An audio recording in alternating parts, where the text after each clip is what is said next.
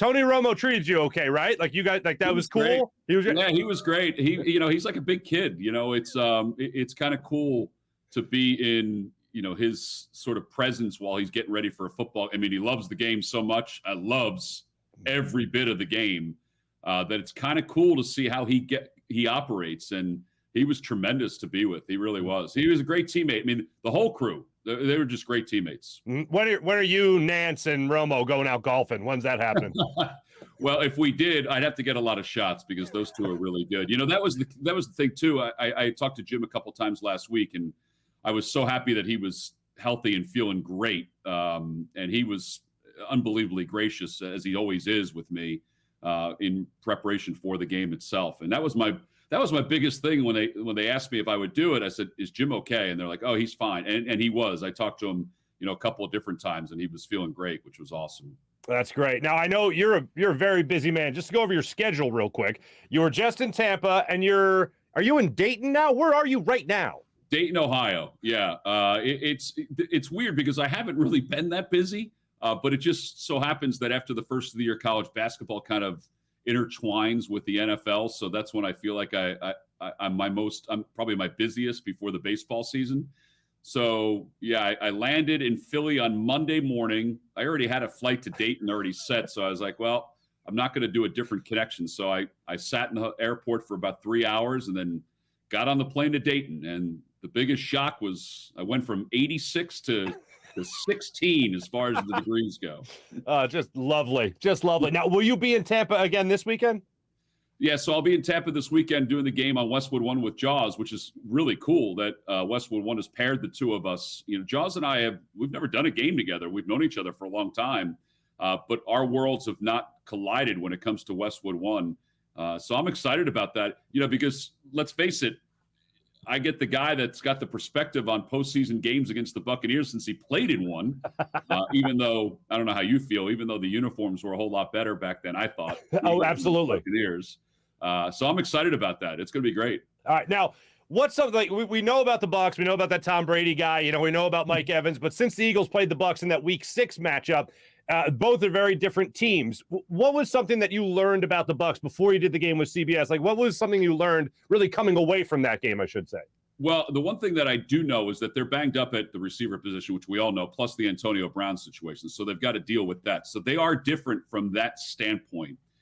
What I learned is that a 44-year-old quarterback who has won 7 Super Bowls can adapt better than anybody else that I've ever seen to changes in his roster. Tom Brady was quiet in the first quarter because they didn't have the ball that often, but he was able to pick apart the Panthers defense, which is obviously different than the Eagles defense in the secondary.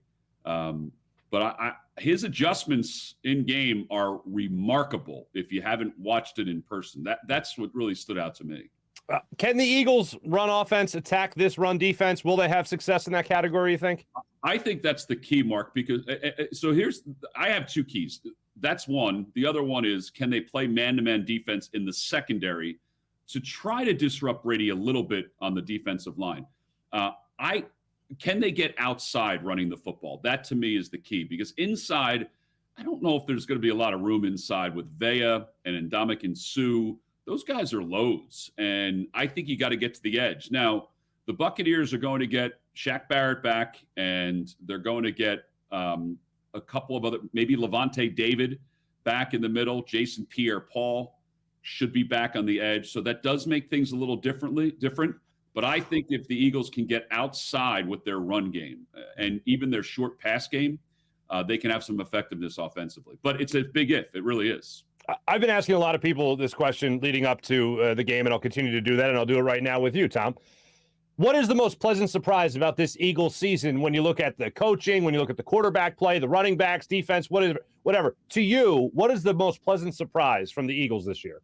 To me, it's that a rookie coach put aside, I would say, I don't want to say his ego, but wasn't vain enough to realize that everything he thought at the beginning of the year would work for a full season. So what I mean by that is that he finally adjusted, and they're more of a, you want to be split, obviously. You want to run half the time, pass half the time. They don't do that. I don't feel anyway. They run more. now than they pass. And I think that that's important. I think that is what really changed this Eagles team, because they have to run and run a lot to be effective, I think, to be successful in the NFL. It's funny, if you go back and you listen to some, whether it's sports talk radio, whether it's just the talking heads, that talk about this stuff all the time, myself included, you go back to the old tapes and it's all like, oh, if they could just get to Tom Brady, next game. If they could just get to Tom Brady, next game. If you could get to Tom, easier said than done. And we all know Jonathan Gannon's defensive scheme, whatever that may be, doesn't really include going after the quarterback. Is there a way you see the Eagles possibly getting to Tom Brady? I think the key is going to be is to try to get man-to-man coverage in the secondary, Mark. I really do. Okay. I think because then that frees everybody else up to try to get to him. Here's the thing about Tom Brady, even at age 44. He gets rid of the football faster than any quarterback in the National Football League, maybe less than Aaron Rodgers, but at times even quicker than Aaron Rodgers. So he also is able to pick apart what your defensive alignment is so quick at the line of scrimmage. I think when Byron Leftwich allows him to sort of call a play when he gets up to the line of scrimmage, they are the most effective. So I still think you have to try to disrupt him, whether it's with some sort of scheme up front, whether it be some twists up front on the defensive line, things like that. But it's easier said than done because he does figure things out. And I think you have to be multiversed defensively when you go after him. You can't do one thing. You have to be able to do more than one thing. I couldn't help but think when I was listening to both Bruce Arians, who used to coach at Temple, of course, and Tom Brady, who's played the Eagles enough times, both in the Super Bowl and in the regular season throughout his career. I can't help but think in their post-game press conferences following last weekend's game against the Panthers, while they're talking about how much they respect the Eagles, how much they look at this opponent as their best opponent all year, and this is the biggest game of the year because it's a playoff game. I can't help but think, are they thinking like that behind the scenes? And I know that you guys have production meetings with CBS and all that.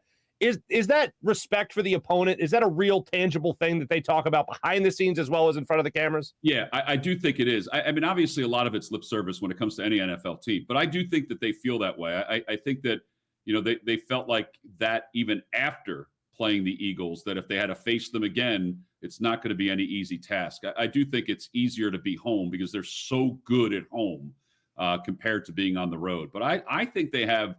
Listen, Bruce Arians is always going to have respect for Philadelphia. There's no question about that. I mean, he looks at it as being sort of the genesis of his head coaching career.